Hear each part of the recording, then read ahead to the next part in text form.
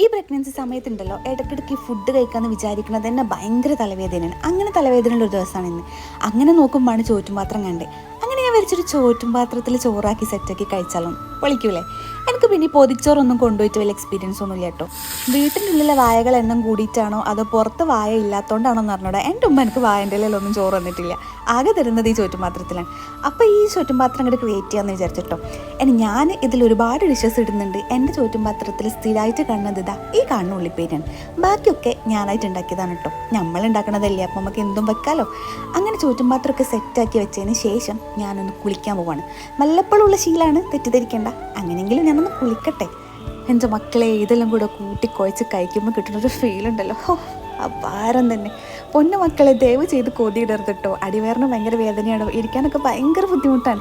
നിങ്ങൾക്ക് കൊതിയിടൽ അത്രയ്ക്ക് നിർബന്ധമാണെങ്കിൽ ഒരു ലൈക്കായിട്ടോ സബ്സ്ക്രിപ്ഷനൊക്കെ ആയിട്ട് അങ്ങോട്ട് ചെയ്തോളി. അപ്പോൾ ലഞ്ച് അടിപൊളിയായി